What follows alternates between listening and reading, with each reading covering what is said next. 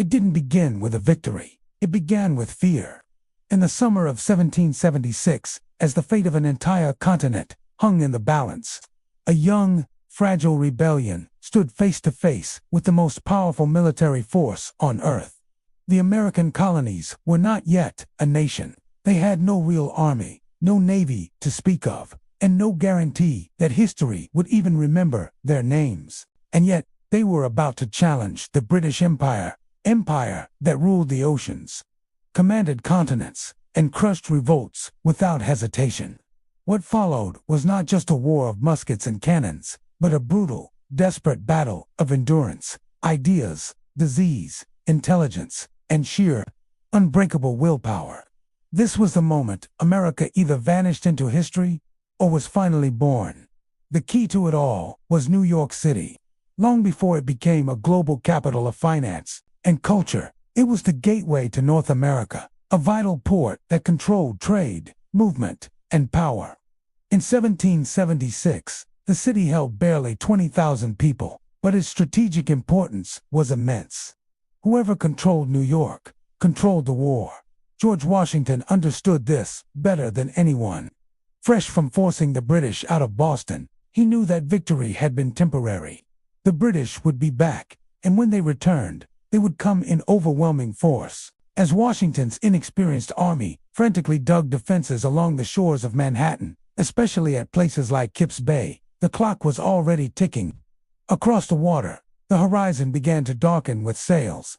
In late June, British warships appeared off the coast, floating fortresses built from ancient trees, packed with soldiers, and bristling with cannons that could tear cities apart from miles away. Then more ships followed, and more, until hundreds of them filled the view. It was the largest military force Britain had ever sent overseas, carrying tens of thousands of troops. The goal was simple: terrify the rebels into submission before the rebellion could even get started. But instead of fear, the incredible display of power only hardened colonial resolve. Just days later, hundreds of miles away in Philadelphia, 50 delegates gathered in secret. They were farmers, lawyers, merchants, and philosophers' men who understood that what they were debating amounted to high treason. Declaring independence from Britain meant signing their own death warrants if they failed. The room was tense. Doubt was everywhere. How could 13 scattered, disorganized colonies possibly survive a war against a global empire? Yet, the arguments for freedom ultimately outweighed the fear of failure. On July 4, 1776, they approved a document that would change the course of human history. The Declaration of Independence did more than just announce a political break. It introduced a revolutionary idea that power comes not from kings or governments, but from the people themselves, endowed with rights that could never be taken away. As church bells rang and crowds celebrated in the streets, the war arrived at New York's doorstep. British cannons opened fire on the city. What had been a busy commercial hub instantly became a battlefield. Loyalists and rebels lived side by side, and suspicion was everywhere. A month later, the invasion began. Over 400 British ships now filled New York Harbor. More than 30,000 troops prepared to land. Washington's army was hopelessly outnumbered, undertrained, and under-equipped. Many of his soldiers had never seen battle. Some were barely teenagers. When the British finally attacked at Kips Bay, the American lines collapsed under a devastating naval bombardment. Panic spread like fire. Washington tried desperately to rally his men, but the retreat was a chaotic and unavoidable disaster. Manhattan fell. The defeat didn't end there. Just days later, a mysterious fire swept through British-occupied New York. No one ever proved who started it, but a quarter of the city burned to the ground.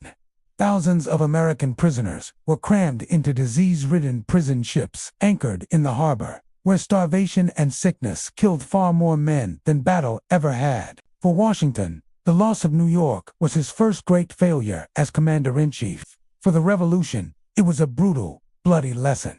Survival would require more than just courage. Instead of facing the British head-on in traditional European warfare, Washington adapted. He embraced a new strategy, one of mobility, patience, and unconventional tactics learned on the American frontier. When a British army under General John Burgoyne advanced south from Canada, Planning to cut the colonies in two, they marched straight into a nightmare.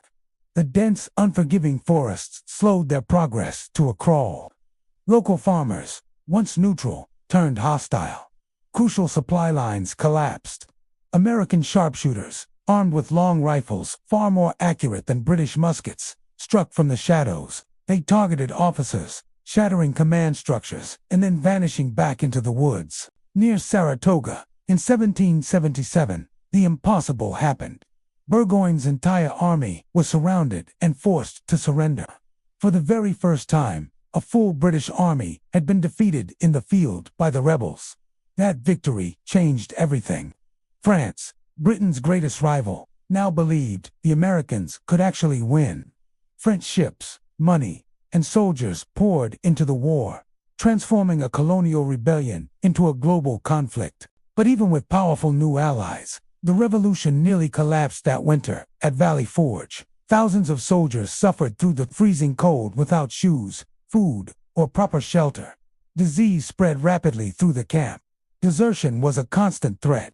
It was there, in the midst of cold and hunger, that Washington proved his greatest strength not as a battlefield tactician, but as a leader. He held the army together through sheer force of will, discipline, belief, and shared sacrifice. He also made one of the most dangerous decisions of the war. As smallpox ravaged his camps, Washington ordered mass inoculation, an experimental and incredibly risky procedure at the time that could kill some but would save many more. It worked. The army survived the winter.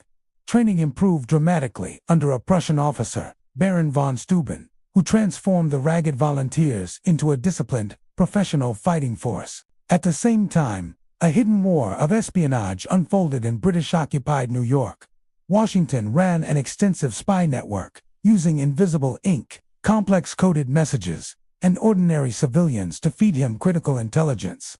Deception became as powerful a weapon as any cannon. By 1781, all the pieces finally aligned. The British general Cornwallis had dug his army in at Yorktown, Virginia, expecting the Royal Navy to rescue him by sea if needed. But Washington and the French fleet saw their chance and closed the trap. For weeks, American and French artillery relentlessly battered the British defenses. In October, after 6 long years of a war the British never believed they could lose, Cornwallis surrendered. The fighting was effectively over.